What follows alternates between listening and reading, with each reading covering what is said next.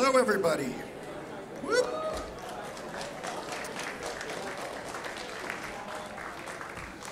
So, hey, I'm John Griffiths, and we're here for the screening and panel for Electric Dreams, Amazon's anthology, science fiction anthology based on Philip K. Dick's stories and scary thoughts. Anyway, so I'm reading this to you. Not that I couldn't memorize it and do it perfectly without this, but yeah.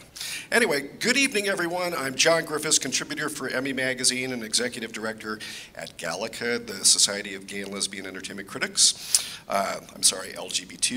LGBTQ Entertainment Critics. We changed our name recently. And I'm beyond excited that you chose to spend your Saturday night at our FYC Emmy event for Philip K. Dick's Electric Dreams.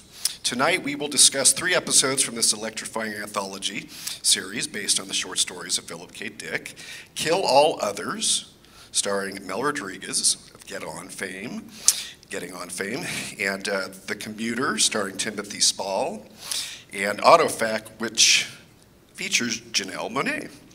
Their stories combine the forces of politics, paranoia, and technology in a different and unique world, some which lay in the far reaches of the universe and others which are much closer to home. While the stories may be worlds apart, central to each is the poignant and warm exploration of the importance and significance of humanity. That's you.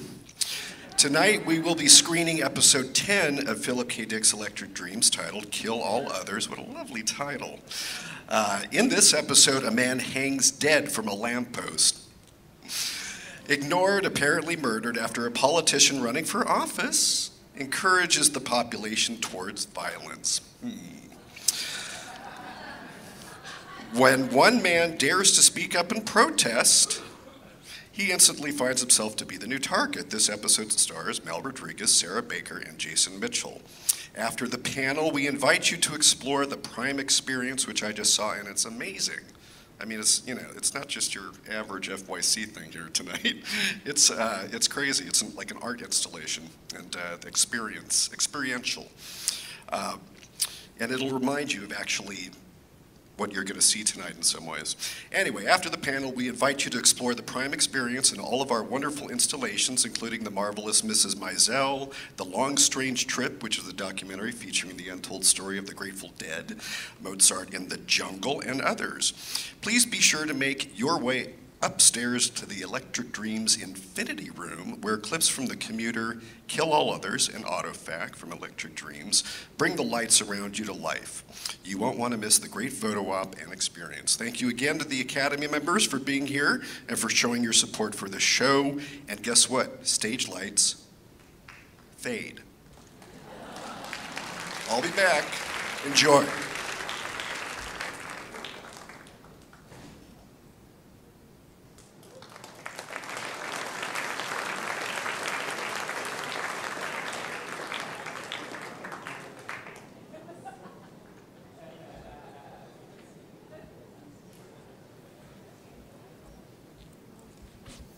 All right, well, let's all go to,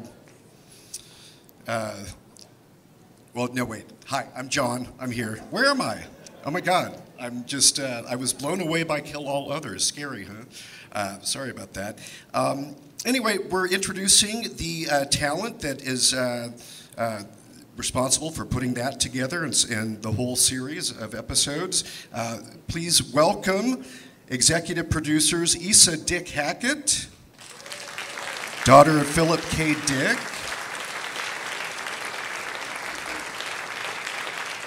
Michael Dinner,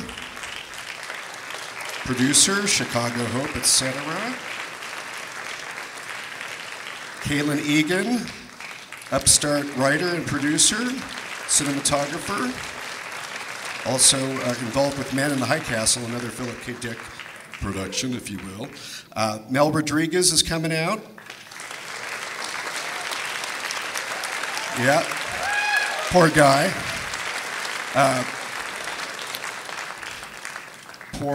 What's his character's name again? Filbert, right. Good work. Filbert, what a name. And of course we know Mel from Getting On and The Last Man on Earth. Yeah.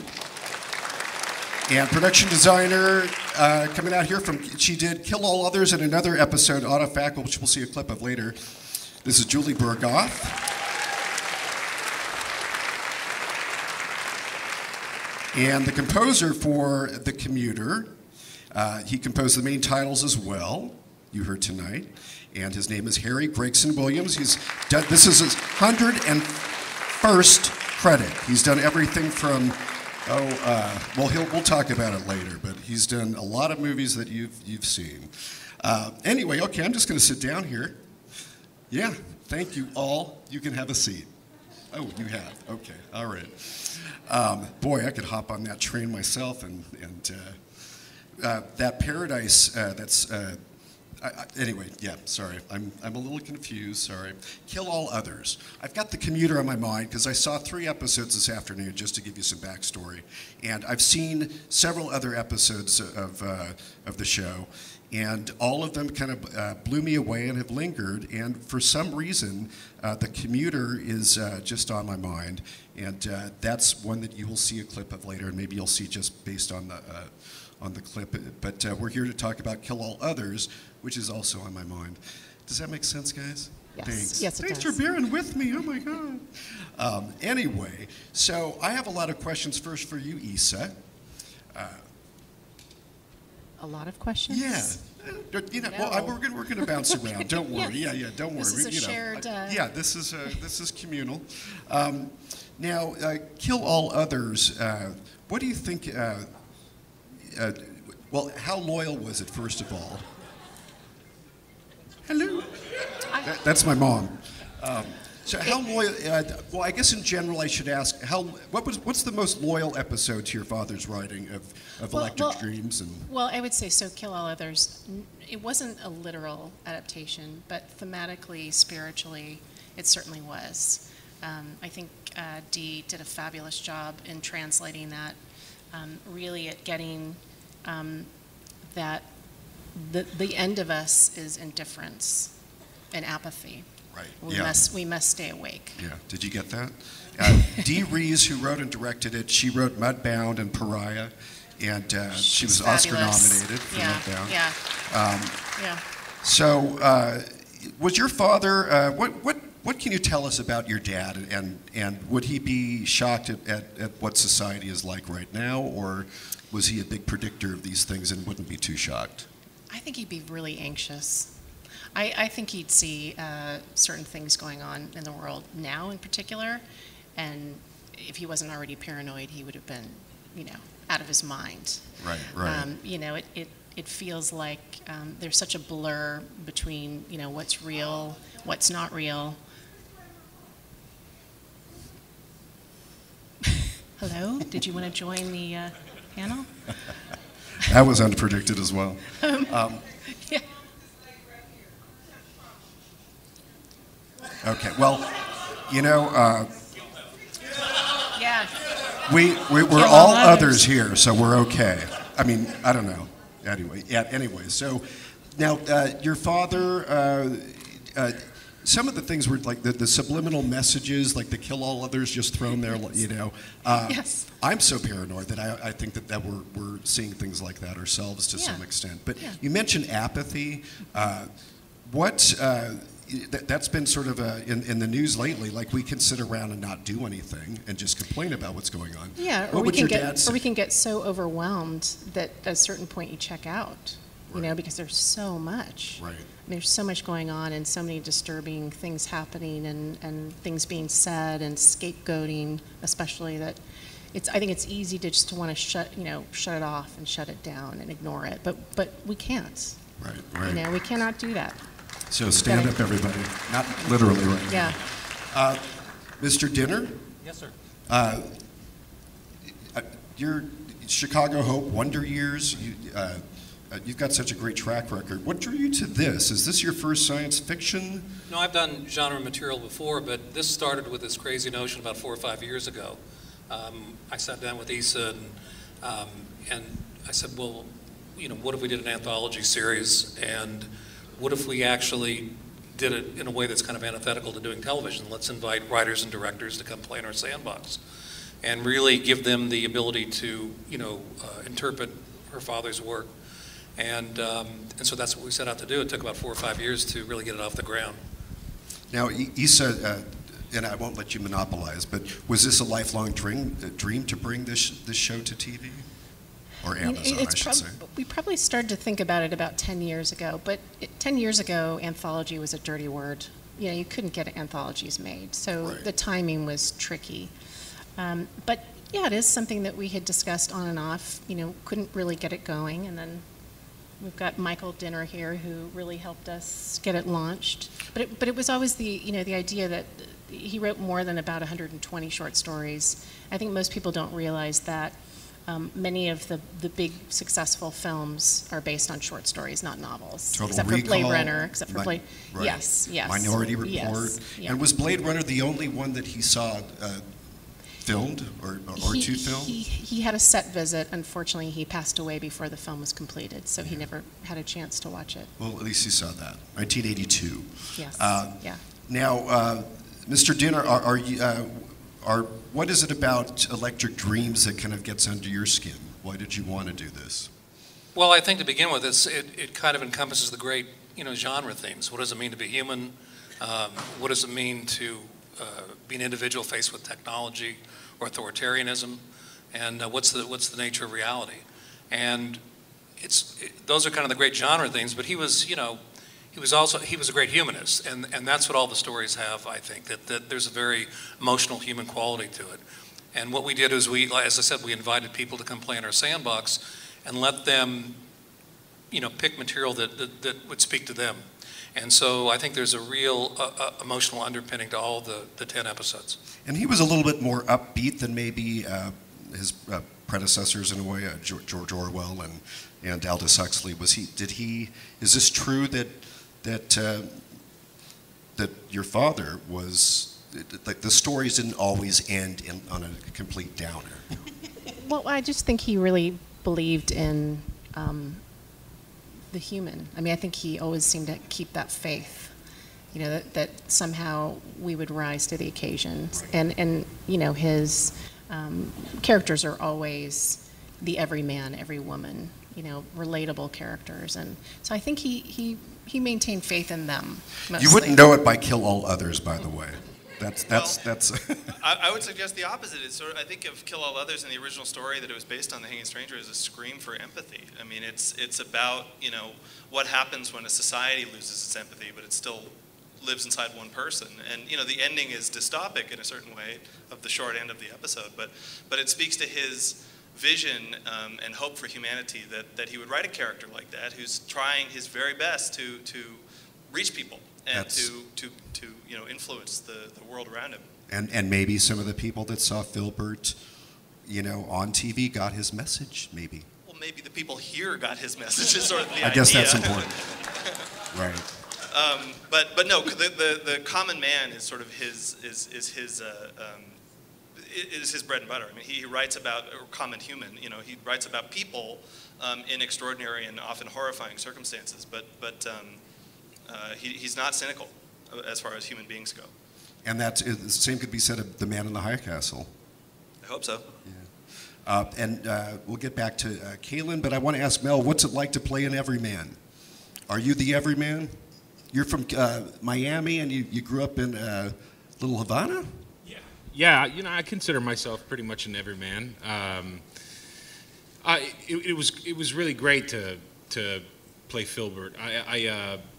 There were all these kind of emotions that I was going through after the election, and I really needed something to put him into, and God. So you relate to his worries. Oh yeah, and I remember getting this, and thank you guys. I just have to say, this kind of thing isn't really, the kind of thing that just, I don't really like choose this sort of thing. Like, these guys really took a chance on me. You're quite good. Thank you. Yeah. Thank you.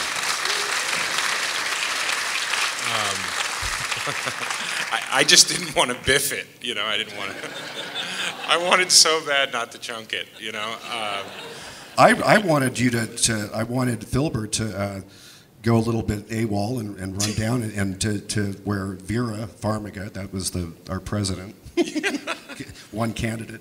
But she's great too, by the way. She was so good. Who's that? Vera. Oh my God, yeah. And you know, and that was the thing, is that I was surrounded by all these really great actors, and I just, you know, I wanted to just bring my A game and do really well. And like I said, I just didn't want to mess up.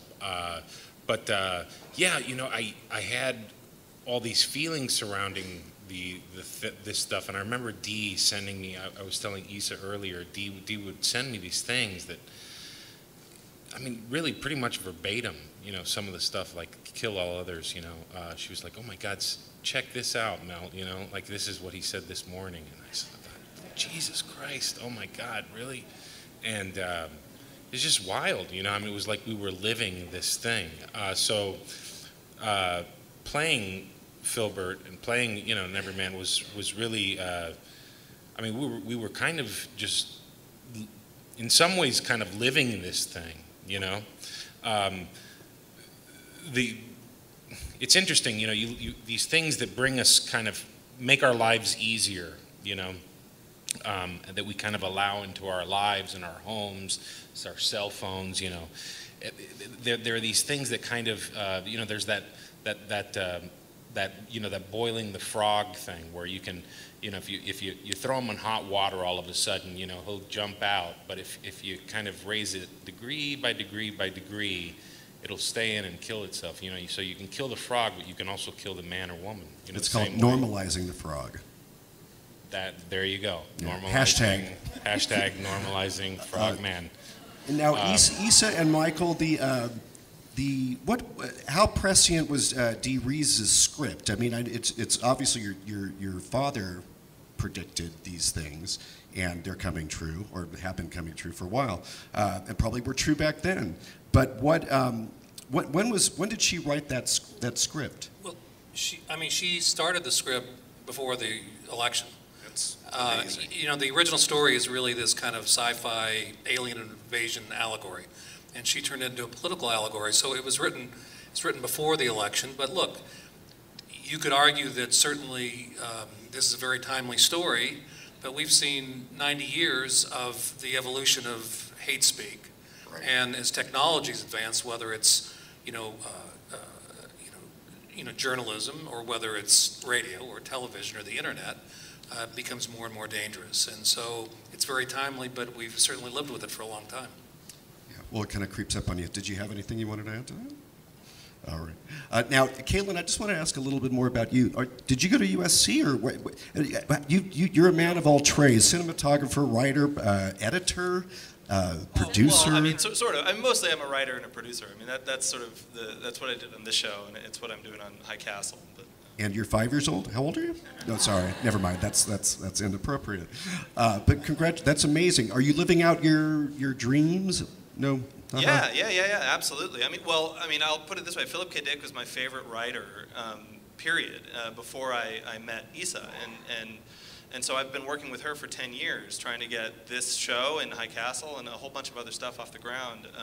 And then getting to contribute to those things is certainly a lifelong dream. I mean, wow, I'm very fortunate to have him. Yeah, we call him the crypt keeper, because if a writer or director needs really the resources, they'll go directly to Caitlin. That's another anthology show, right? The Tales of the Crypt. Now, okay, Julie, we haven't seen her range exactly, because you're going to see she was the production designer for Kill All Others. And she also is a production designer of another episode that we'll see some clips from, which is completely different. It's apocalyptic. It's like Mad Max, if you're going to pull a reference. Are you drawn to science fiction and creating other worlds? I guess that's a silly question for a production designer. Where's your costume epic? Yes, science fiction. I mean, when I was called by Don Kurt to read these scripts and he told me it was Philip K. Dick, I was just ecstatic. I mean, he's one of my favorite writers, and I've done some science fiction with The Handmaid's Tale, but not to this degree. So it was immersing myself into his writing, reading a lot of the short stories, and really connecting with the characters, with Michael and Caleb, and really it's all about understanding the characters and bringing those characters and their worlds to life. And so the range of time periods was crazy challenging, from present day to Michael's episode of 2017 to Kill All Others, which was 2047, to Autofact, which was 2067. And I remember being like, where's the timeline? I need the timeline. How am I supposed to figure out the technology unless I have the timeline? And so it was really just, what does that look like? What do windows and doors look like in 2047? How do they open? What do lights look like? So, we really just got to think outside the box and bring it to life. But you're also trying, it has to look a little eerie because of the subject matter. And then also, very scary if it's an apocalyptic episode. And dystopian future with Handmaid's Tale. Does that start to bum you out a little bit? Or are you excited because in your research, as a sort of a futurist, you have to be, like, to see what things will look like in a way? What, you mean the apocalyptic world bumming me out, or just being all attracted of to dark it. projects? I mean, reading these scripts and then having to sort of envision these kind of crazy worlds, or help us envision them. No, I mean, I think it's also what's going on today. I mean, we are seeing all different types of worlds today, and it's also, researching architecture, what existed in, the first skyscraper was from 1885, and look at what we have now. So in that time period, we're still making buildings with steel, we're still, using iPhones that have, push button, but what does it look like in the future is the next step. So we're going to have holograms probably. We already have Japanese students developing them. So it's really being able to go back to school almost and and do research and discover new things. She had the hardest job on this show because we shot 10 episodes in 2 continents, 5 in Great Britain and 5 in the United States. And Chicago. She was in control of the 5 here in Chicago. And every episode, on a TV schedule or extended TV schedule, she had to invent a new universe. Yeah, and they're cinematic. Yeah, and it's really difficult. Movie I had to quality. keep asking her if she was eating and sleeping. I was so worried about her. She was working so hard. Thank you so much. I also, there was a question just flew out of my I wanted to ask everybody, or people might want to mull what TV commercial character they want as a hologram lover. Food for thought. Okay, and then Harry. Harry? Hello. Hello. You're way back there. Harry Gregson Williams. He is a composer, as we mentioned, and I guess the same thing for where do you get your inspirations for this is your 101st credit. You've done everything from Wolverine to the Shrek flicks to the Zookeeper's Wife and the Equalizer movies. There's a sequel coming with Denzel Washington. What is it about fantasy and sci-fi stuff that is a little bit more difficult, maybe, to create music for? No, I don't think any genre is particularly more difficult than another. A question I'm often asked is, because I've done a bunch of animation. In fact, I've done movies with a bunch of ants, a bunch of chickens, Chicken Run, a bunch of clay chickens on screen for 90 minutes. Actually, I did a movie with a guy who went into a phone booth for 90 minutes. So really what one's looking for is the emotional arc, somewhere to jump off musically, maybe sit at the piano and find some chords or a little melody that means something. And then when that starts to feel right, and I got the screen and the movie running in my studio, I get my director, in this case, on Father Thing, was Michael. Call him up and say, you've got to get down here. And, it's all about, when I first came to the States in 1995, I came as a kind of apprentice to Hans Zimmer. And, he has a big sort of operation now, but it was just me. I was just his one composing assistant then. And, that involved making the tea, buying the wine, writing a cue occasionally, making sure he had cigarettes the whole time, whatever But you know, some of the great things that I learned from him weren't actually the content of the music, but the job of the composer is sometimes much more than just providing the music.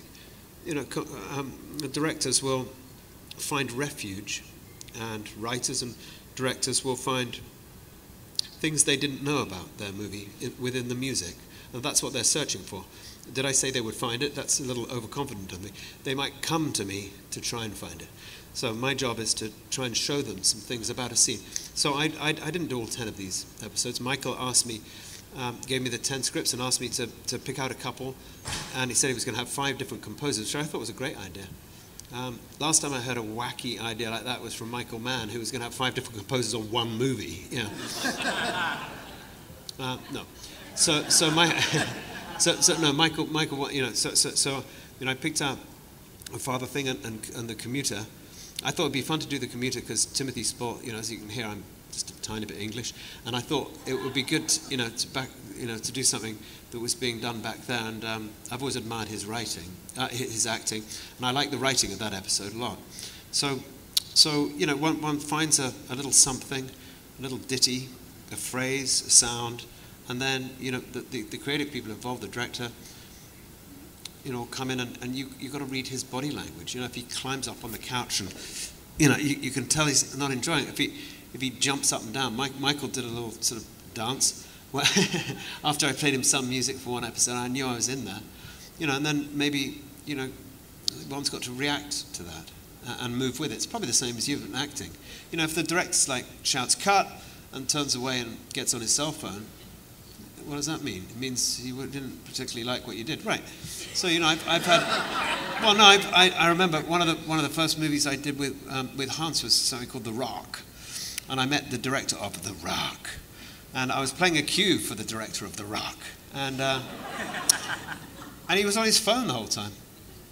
You know, and the cue finished, and I kind of turned and said, "Well, how was that?" He wasn't. He'd already left the room. You know, so that's a certain way to engage. I'm sure he's grown up a bit. I have since then. That was a long time. It's probably 20 years ago.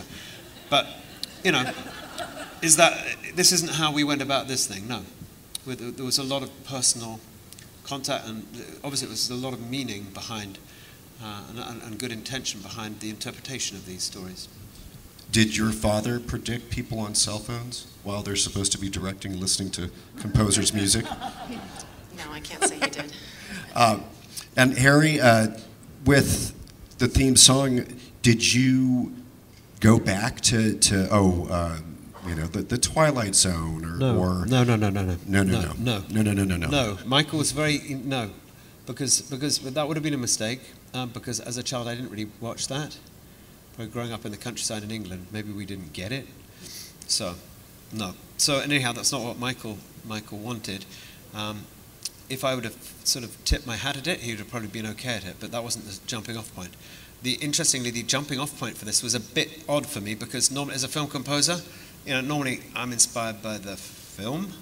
So he said, well, come on, you do the main title. So I said, great, where is it? Can I see it? And he said, oh, I haven't done it yet. I want to hear the music first. I'm like, well, hold on a second.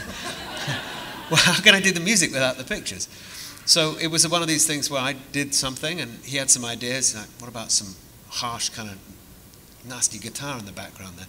Okay, I'll try that. So, you know, I played him things. He had some ideas about it. And then suddenly one day some pictures arrived. And I don't know, we put it together and it seemed to work. I mean, the whole thing was a crazy schedule because, like I said, we were shooting simultaneously on 2 continents. The post-schedule was murder. You know, Harry started the main title without seeing any images. You started without even having a cut. Commuter was the first cut that came in, and he hadn't even started on that yet. There would be days when I would be driving. I'd be driving in my car to his studio, excuse me, and talking to another composer in Iceland and another composer in Montreal, and then I go to a spotting session at Sony with Mark Isham, who was one of the other composers. It was interesting. I mean, the original idea was because of our schedule and because there were unique points of view that we would have 5 different composers. Harry wrote kind of this little main theme that's in the main titles. And I almost thought of the kids game where you whisper, there's 20 kids around a circle and you whisper in a kid's ear and it comes out through 20 ears and it comes out a little different.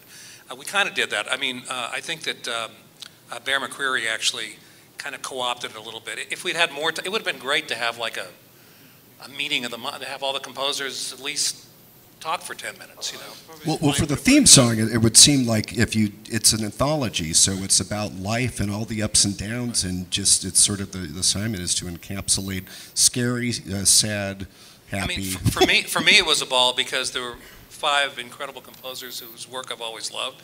I pursued him because he's one of my favorite composers, and they all like the writers and directors. They all brought, there was something personal in the little movie they were making, for the composers, for the writers, the directors, the actors, and I think that's what I'm most proud about. These are all personal statements. Yeah. Now, you said, did your father predict that there would be such a cottage industry, do you think, of like, Total Recall, Minority Report? No. Not at all. What was the Keanu Reeves one, The Scanner Darkly? Yeah. No, he would be astounded if very few of his books were even in print when he passed away, just before Blade Runner was released.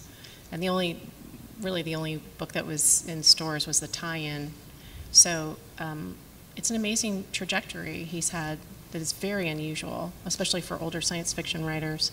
Which episode is most personal to you? That I know that the real life. Did you have? There's a switch up. It's Anna Paquin and Rachel Lefevre play lesbian loves. And did you have any kind of input in that? Because that's a switch up from. I don't think your dad wrote that way.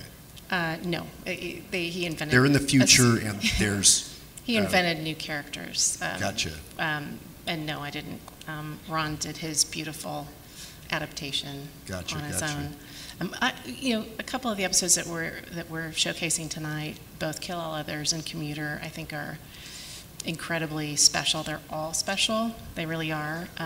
But I think Kill All Others, based on what we've already discussed about the relevance to today's world, and this guy who did such a great job of this every man, you feel his anxiety and his, and Dee is also somebody that I've known who I can call a friend. We developed something years ago together. PKD, Martian Time Slip was the novel, which didn't quite go, so I asked her to join this circus, and she was happy to do it, and I'm just thrilled that she settled on Hanging Stranger, which I thought was perfect for her. Commuter, I think, is beautiful and very touching. I don't know if we're going to show. Are we going to show clips? We're going to show some clips. Should actually, we show the clips first, and then? I think we're going to be showing clips very soon. Yeah, I just didn't. Yeah. I don't know if I want to talk about it until they see it, and then they can see it, and maybe they'll understand it. Right, and then we'll talk a little bit about that as well. Okay, can we cue those up? Is that we're going to? Commuter is a very touching story with Timothy Spall as a father of Anthony Boyle, who is a young actor on the rise, Irish, who has some emotional issues, and it leads to a dreary life that he seems to want to escape.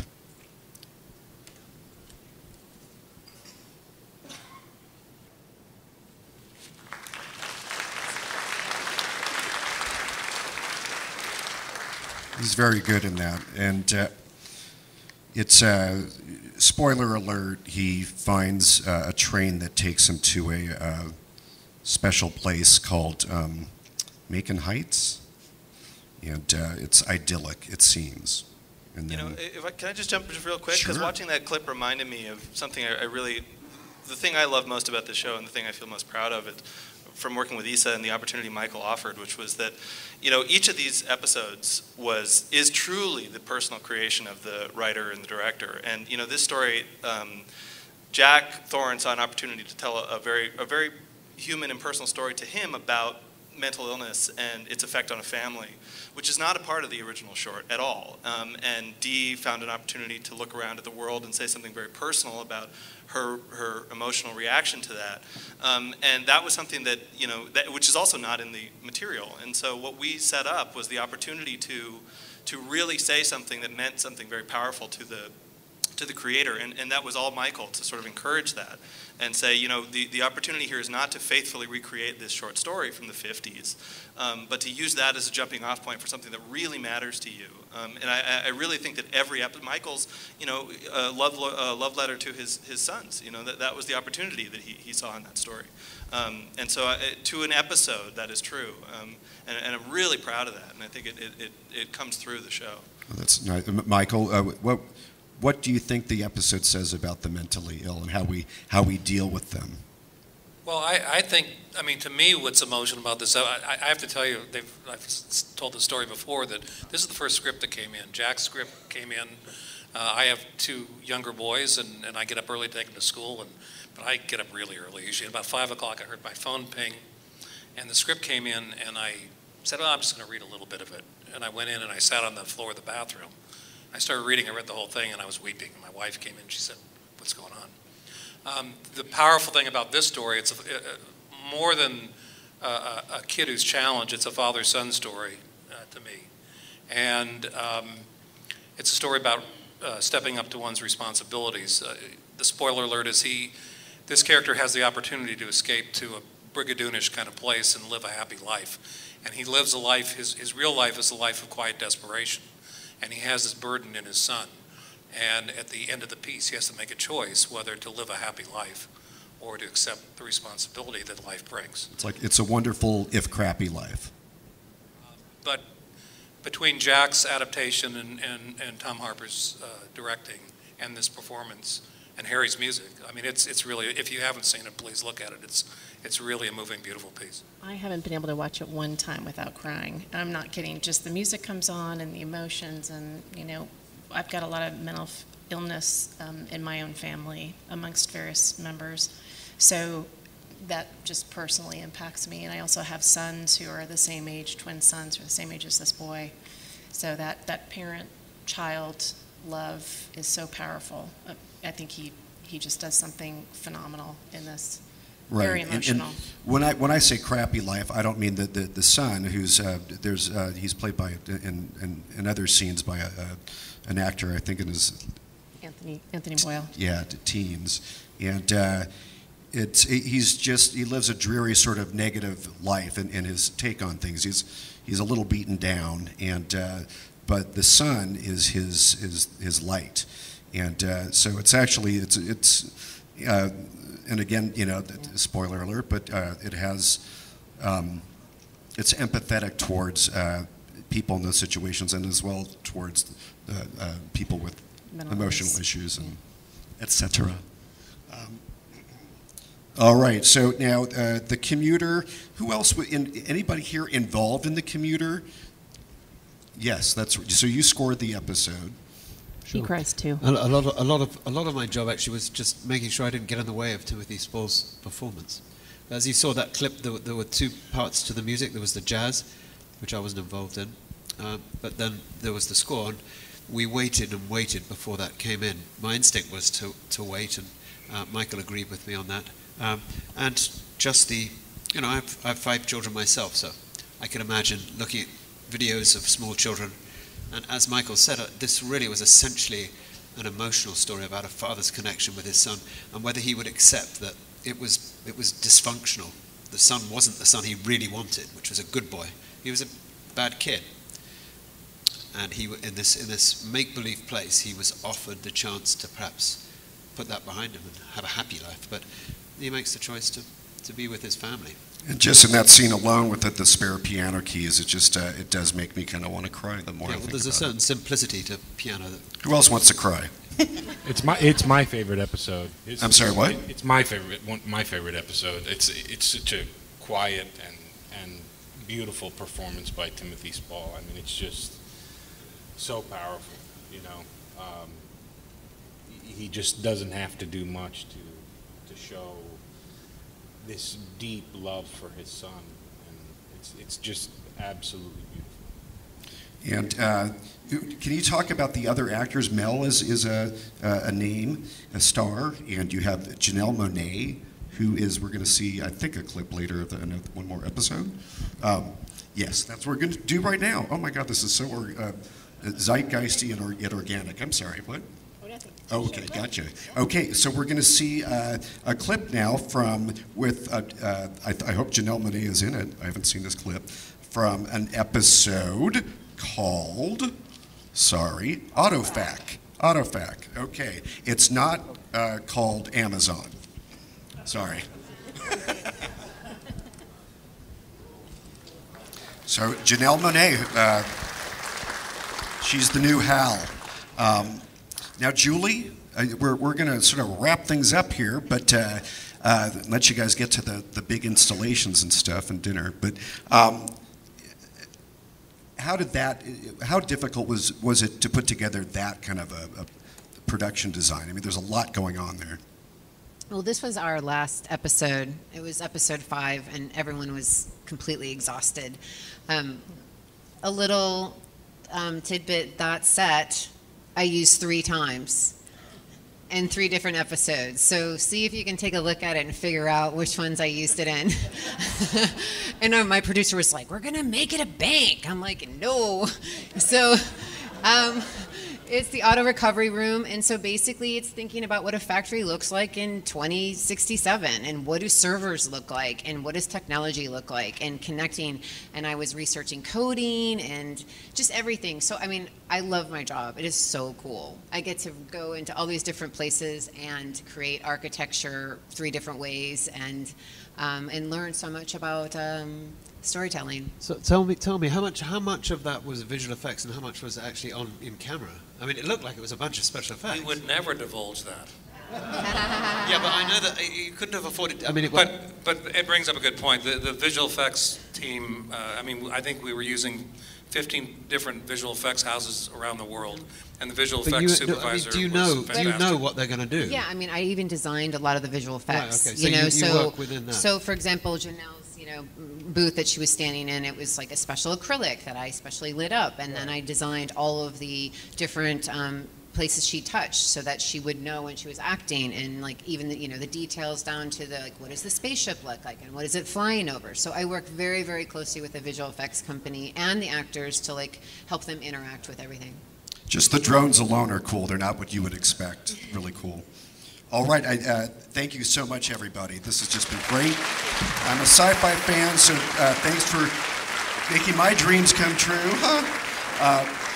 And thank you guys, everybody. The panel will be in the Prime Experience. To welcome you to the reception, please exit through the doors behind you and enter the Prime Experience from the main entrance on Sunset. Enjoy.